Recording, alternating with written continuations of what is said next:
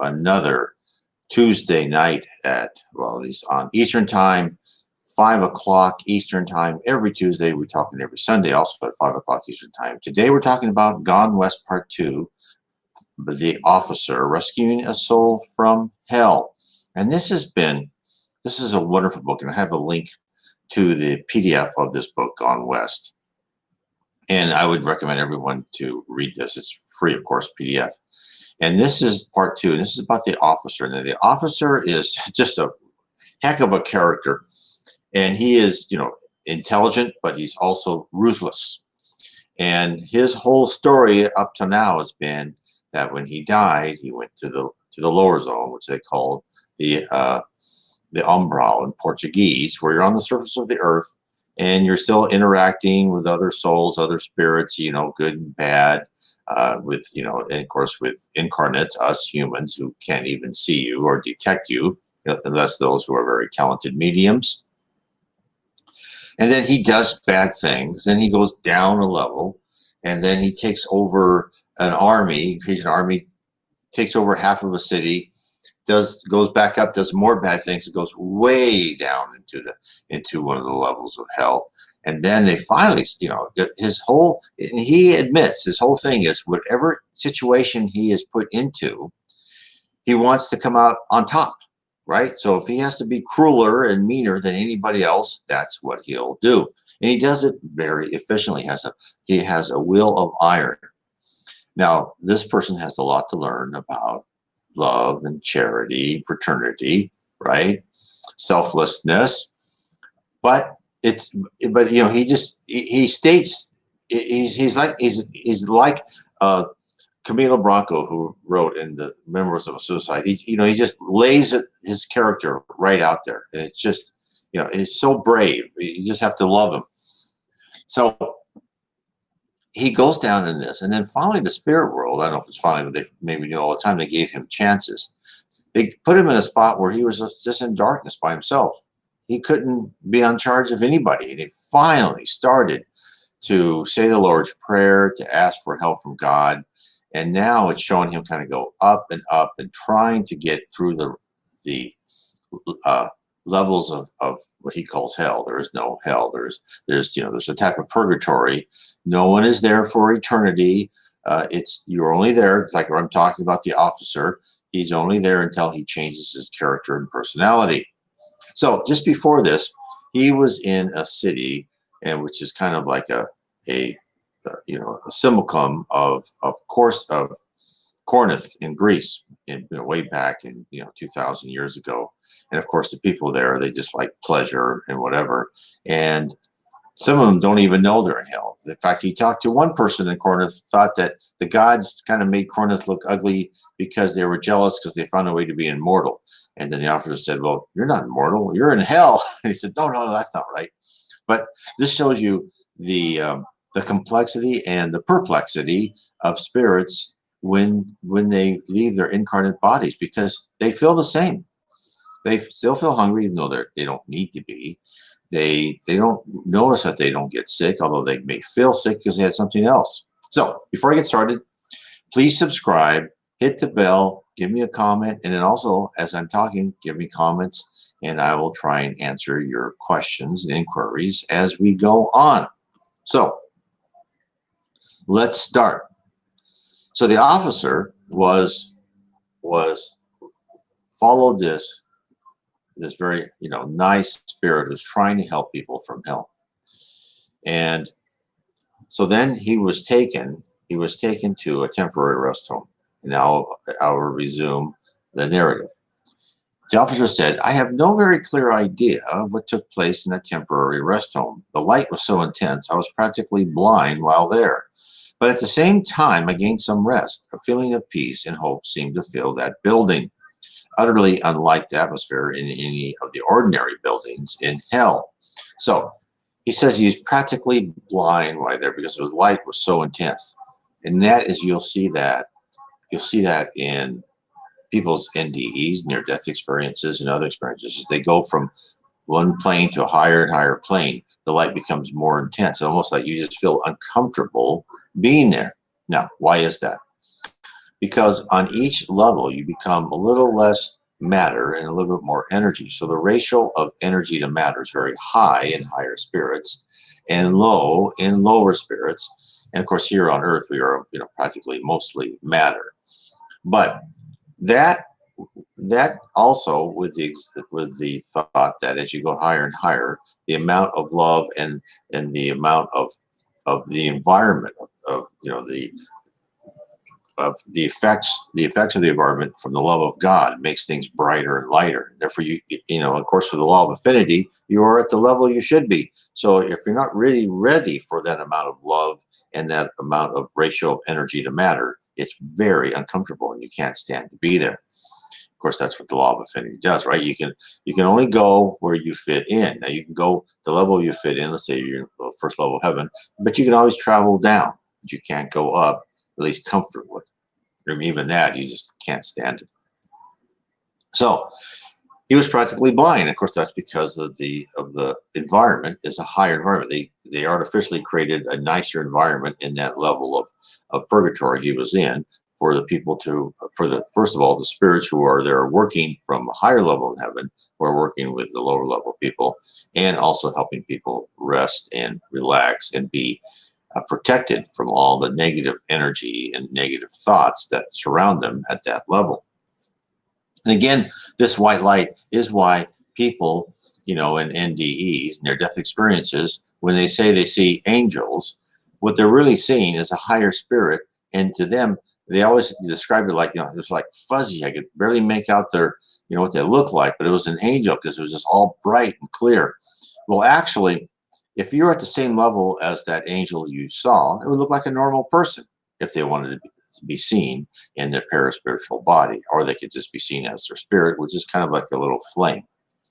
So that gives you some background of what Spiritism is trying to tell you about the spirit world. There are so many things that are there to learn, and you can learn all this from the Spirits book and more. Of course, I've written many books, but the really place to start is the Spirits book by Allan Kardec, and that will give you a great introduction.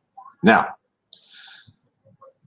so let me carry on with what the officer said. To me, a man used to speak words of comfort and hope, and my spirit seemed to grow more quiet. Day after day, I used to hear singing, real singing, sweet and beautiful.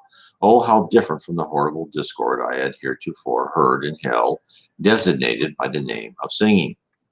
At length, the messenger who had brought me to the house said, "Now, you must go back, strengthened by your rest here, to the fourth division." Must be he talked about the fourth level of purgatory. Return to this rest house with him, and here you'll meet one whom you drove from your side long years ago. So, they didn't tell me who it was, I guess. So I went back to that city. I must admit the darkness came as a relief after the great light. But otherwise, I came back feeling more disgusted than ever with life in hell. Once back in the city, I set to work to find someone who would come with me, but it was no easy task. At length, however, I got in conversation with a woman whom I soon realized was sick of this sort of life. And then I asked, "Why don't you try and get out of this place?" And I asked her, I said, "I can see you're sick of it. There's nothing here which brings any real pleasure. It's all an empty show. Shadows, just shadows. We gain nothing here by vice. Why not try and get into better surroundings? I'm going to try, so come along with me. It will be less lonely if we go together." So here's the officer trying to get someone from this fourth division of hell, as he was told, to go up with him to help him. And then she replied, "Well, what's the use? You know we're in hell, where the worm dieth not and the fire is not quenched." And he answered, "The fire may not be quenched, but we can get out of it." And then she says, "How can we? We are damned eternally. When I was alive, I did not believe in a future life, much less hell. So I said, a short life and a merry one. I found out now I was wrong. I wish to heaven I had been right. If death only ended all, but it doesn't. The persons were right after all. There is a hell and we are in it, and there's nothing more to be said. Oh, that I could die." Let me stop there for a second. Again, this is one of the things that people in hell don't realize, and that's what the spirit world doesn't tell them this, because that's kind of part of helping change their attitude and their character. Because after all, this is not a nice place, but it's not a nice place because that's where they fit. And They think they're there forever, but they're not. They're only there until they change their character and their attitude. That's what it's for. So then the officer said, all the same, though they were right about there being such a place as hell, they were wrong in saying it was eternal, or rather, hell itself may be eternal, but no one need remain in it eternally. I can prove it. Here I am in this division, but I've been far lower. I've been down to the very bottom of hell, and since then have been steadily rising.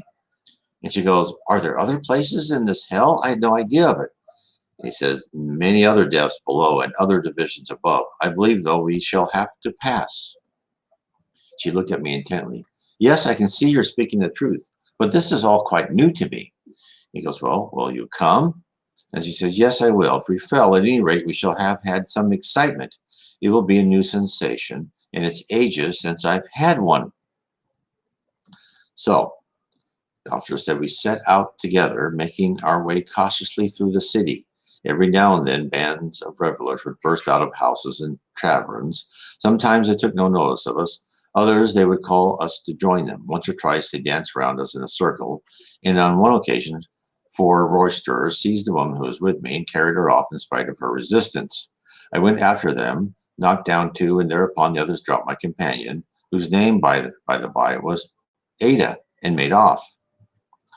In one place, I noticed a band of burglars employed in breaking into a house while I'm passing through the market, which was crowded.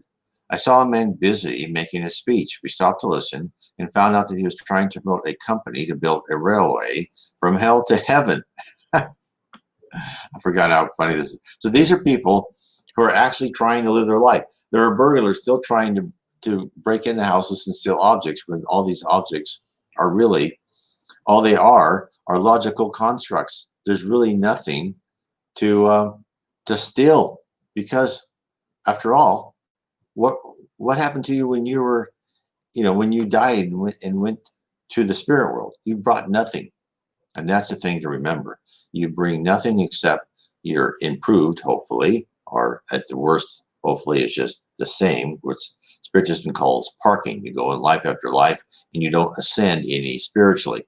And in fact, that's kind of the normal for most of us. That's why if you're interested in your past lives, most probably all you're going to hear is a bunch of past lives when you were kind of not a very good person, scrambling for money and power and pleasure. Kind of, I think that's how my past lives would be. I was very, I think, dishonest, and nothing, no sainthood there at all to hold on to.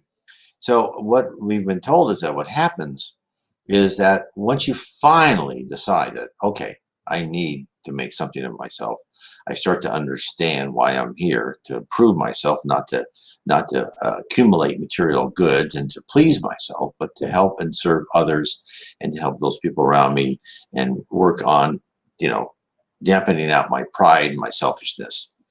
So once you begin to understand that, then you start that hockey stick up. But it's tough. You got to take that first step. And you can't just do it and be passive. You have to start studying. You have to start really rewiring your brain so you don't think sarcastically. Because after all, remember I've said this before, our thoughts are all recorded. Everything we do is recorded. Everything. There's nothing hidden. We live in a glass house, and that even includes our thoughts in our brain. Now, if you've listened to other near-death experiences, you'll see when they've gone up and they've had like a review of their life, they create kind of like a 3D movie. And not only that, they also knows the thoughts of that person as the star of the movie, and the thoughts of the person that person may be talking to. They know everything. That's because we all have a unique identifier, and it's just like a cell phone, right? Your cell phone has an IP address, and the IP address continually pings. It has your location, your unique number, you're an Android or Apple phone, all that stuff. We probably have the same. So everything is recorded. So then he said we stopped to listen and found out he was trying to promote a company to build a railway from hell to heaven. Right? Very interesting. So he goes, many of his hearers were scornfully declaring there was no such place as heaven, but others were easily gulled and began to subscribe eagerly. We passed the offices of a paper. Oh yes, we have papers in hell. Just as an edition was being sent out. Obtaining a copy, I found the chief items of interest were these. New play, great success of Mr. Esmond's work, The Folly of Virtue. Police court news, arrest of 2 missionaries as spies and disturbers of the peace. Local scandal, financial news, new companies, racing news, all the starters. So this is just like, you know, new arrivals in hell, full list together with interviews with prominent visitors. The only item which filled me with surprise was the racing news. Because how do you manage for horses, I asked Ada. Oh, we imagine them. We think of some famous racehorse we knew on Earth. Then we visualize it as racing along the course and winning. On a day of the race, anyone enters any horse he likes. The names are announced.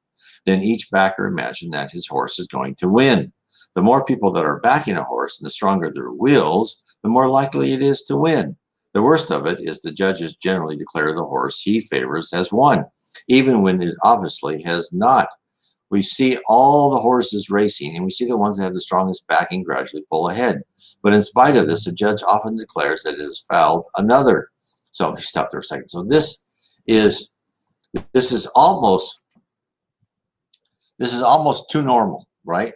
So for those who I'm doing my podcast, I'm just putting a picture of kind of a normal, bleak landscape in hell. But actually, many people think of hell or purgatory as, this is zombie-like and people are tortured all the time. And that happens, right? I mean, there are people that are very in constant pain because of their own minds, not because of something doing. A lot of it's because of their own minds, although some people have, superior spirits dominating them and being very mean to them. But also, what am I talking? I'm talking about like a normal city in hell. It has newspapers, it has people trying to create companies, and yet it's all so ethereal. And she talks about the horse races, that the major dominant form are people thinking of the horse and wanting it to win, and they see it, right? And it makes sense because it's all, thought is action in the spirit world. And yet they're also dishonest, right? Because you don't have many honest people, like none in hell, that the judge are always corrupt.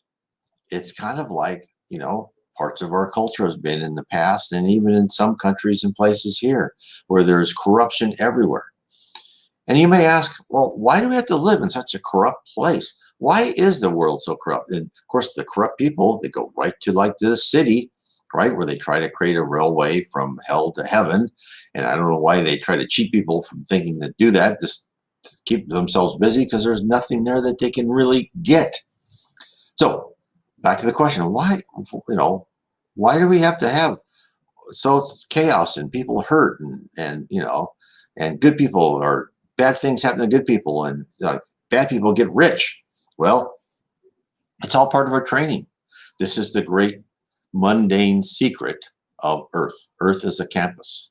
Earth is a place where we go through our lessons and we are in this physical body because the physical body is perfect for us to be more receptive to emotional stimuli. Because in heaven, you feel good all the time. You can still learn. It's still possible. And in hell, of course, you don't feel good, but you can still learn.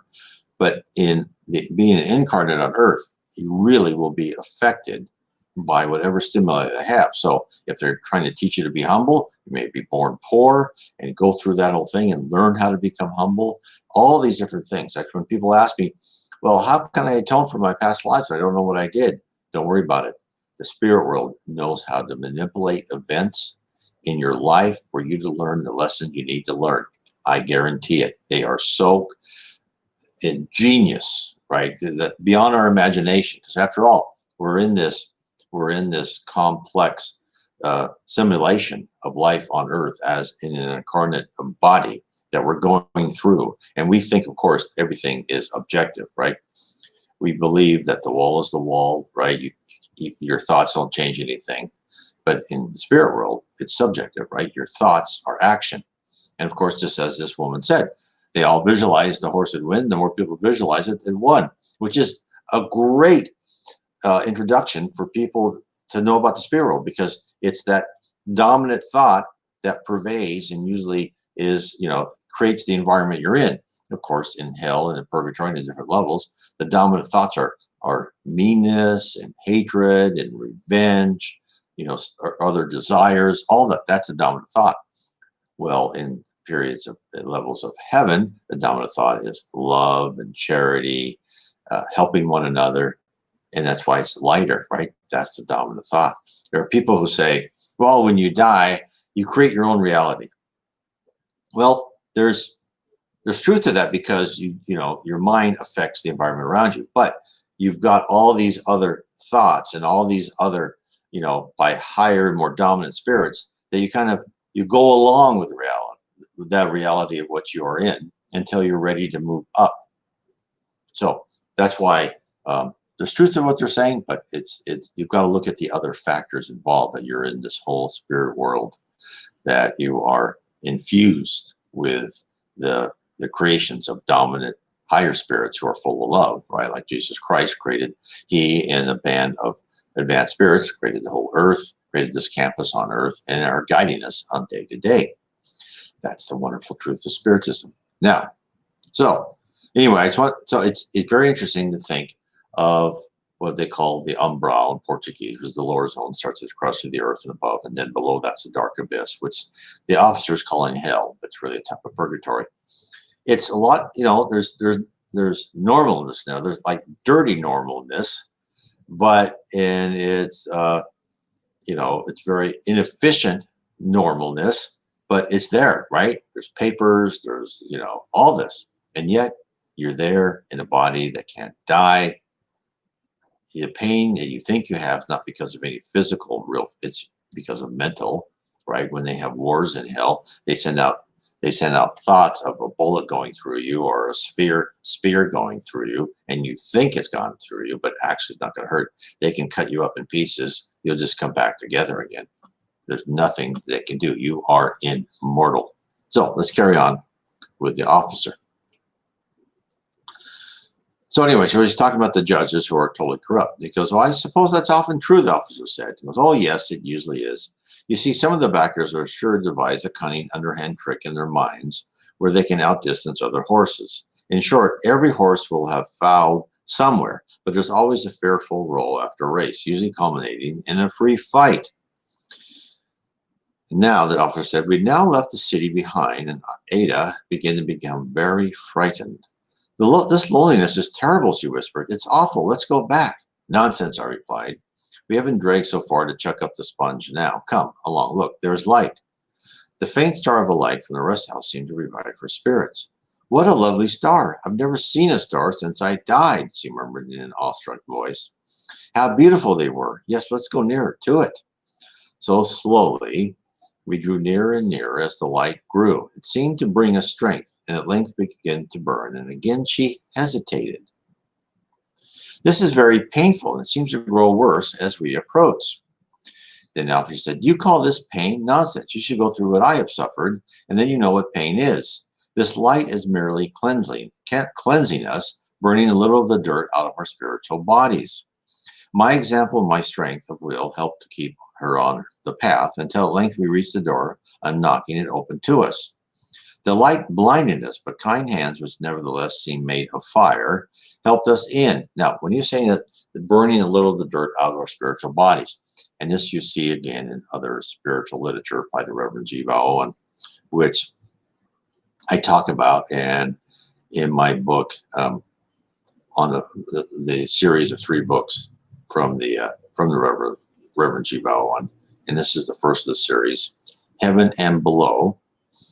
And what happens is when these spirits, when the spirits have gone down into the lower levels to help those spirits kind of start seeing the light and to try and rise, at first they start thinking about what they've done wrong, right? And they think about their life, and they see advanced spirits who are good and nice people.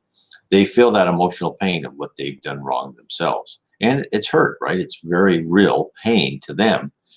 And there was one scene from where a group of spirits went down into like an auditorium to one of the lower cities in the Umbral. And the warlord of the city was telling them, you have to follow me, don't have any pity, right? It's always the opposite of the gospel, right? No charity, no love for anybody, you just have to be mean. And they show up and they said, okay, look, this guy's telling you the wrong thing. Love is important because they're trying to help these people in the auditorium. And then he said, what happened is, at first, it was the women started breaking down, started crying. Some of them like just fell to their knees out of their chairs. And then the men started crying too. And because they all started seeing the Spirit and seeing the light within him and knowing that there was a better way, a loving way, an all-embracing way that they could follow instead of this negative, sarcastic, mean, violent method of surviving their immortality. Because they knew, why would you want to be in some place like that and knowing you're immortal forever? That must scare the heck out of you. So that, and of course, this goes on to our world here too, right? And this is something we should all know, is the end never justifies the means, right? It's the mean justifies the end. If someone is doing something, rioting and looting or burning or hurting people, there's no justification for that. Everyone is going through different maturity levels as a spirit. Some people may not conform to what you think they should think. You let them. The earth is full of different people on different spiritual levels, all looking for their own path, all learning their lessons in different methods than you are. Some of them are spiritually less mature. Some of them are spiritually much more mature. That's why you should understand. It doesn't mean you have to be a pushover and let people take advantage of you, but it does mean that you should understand and not hate someone because they think differently from you. They just think differently, and they may not be at that level of maturity. And they may be that you're not at that level of maturity, so you can't think like they do. So you need to analyze your thoughts and always filter everything through your conscience, because that will tell you if you feel relaxed and you're making a big decision in your life and you feel relaxed and you don't feel tensed or stressed, that means it's a good thing. Because that conscience, that is the set of divine laws given to every one of us to know right from wrong. Now, immature souls don't really check against their conscience, or like all of us when we were teenagers, we work overtime rationalizing away why we could do stuff even though we know it's wrong, right? Then we feel bad afterwards. Hopefully. I know I went through that a lot. It's like, I can do that. And of course that was stupid. And so that's in every human, that conscience. Now, as you say, there's all these people that they don't seem to have a conscience. Well, they've learned to ignore it, but at some time in some future life, probably not this life for them, they will learn to follow their conscience eventually. They will go through some pretty hard trials. And you may ask yourself, why am I going through a hard trial? Well, what I usually try to tell people is if it's a very hard trial, it means that probably in some previous life, you were given a more subtle lesson that you could have learned from, and you chose to ignore it. Now you're being given a more dramatic lesson, because every time you choose to ignore a lesson, it's going to come back at you, and you're going, that stimuli, it's going to hit you, and you're going to learn either to be more forgiving, loving, humble, whatever it is. It's going to help you. So just want to make sure that is important to you. Let's get back to the officer. So then it said the light blindness, but then hands kind of helped us in, and we were separated, and I found I was in a room which was much darker than the others. I was therefore able to see dimly and perceive that the darkness was due to the fact that a window had been opened in the wall, and through it came darkness in waves, like billows of the sea. So he was back into the room. He went to the city. He went to the city. He was able to get someone to bring with him to that little outpost in what he called hell, but it's purgatory. And you read about these outposts all over. There are outposts. There's this outpost talked about by the books by Andre Louise, who sacrograph dictated to the wonderful medium, the great medium, Chico Xavier, Francisco C. Xavier. You can find his books and look for the Andre Louise. The No Solar is just a great book. So Nosso and then Lar, Lar, which means our home in Portuguese.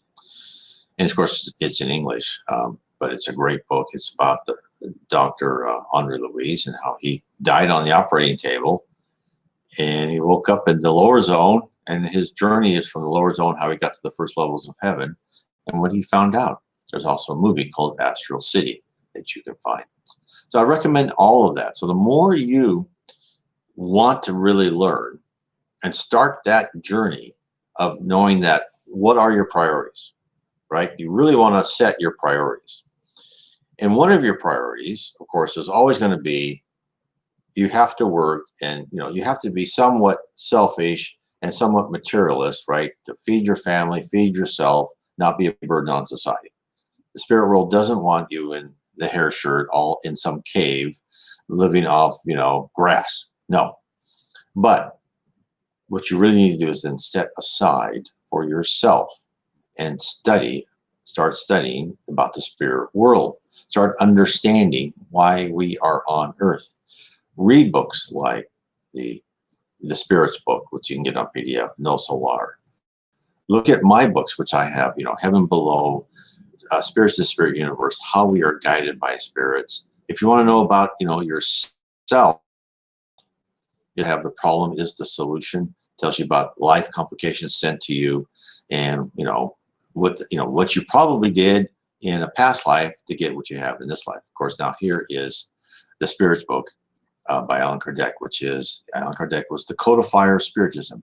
He asked 1,019 questions and to different mediums, and he didn't use the answers unless he had the same or similar answers from different mediums, different geographical locations throughout Europe. Now, if you also want to know more about heaven and hell, another great book also on PDF is Allan Kardec's Heaven and Hell. So you just look up Allan Kardec PDF and you'll find all of his books. If you go to my blog, nwspiritism.com, you'll see it on the bar going across. You can just put in Allan Kardec PDF and you'll see one of my posts of where you can find his books on PDF. And there's other books on PDF.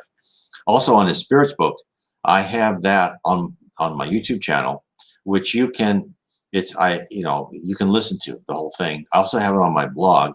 You can download in MP3 format. You can also download it in a real audiobook format where you can skip chapters and do all that and memorize where it is. I think you have to do it in 2 parts because it's such a huge file. It's many hours long, but I have it completely narrated, and you're welcome to it. I also have my Spiritism 101, the Third Revelation book, in PDF, totally free. You can download that from my site. Also, I have one of the people who listen to the blog, read the blog, had translated into French. So if you want to read it in French, it's there. I've got links to all this on the right-hand navigation side. So I want to thank everyone for being with me tonight, and we will be back. Please remember, subscribe, hit the bell, give me some comments if you'd like, and we'll be back every Sunday and Tuesday at 5 o'clock Eastern. God bless.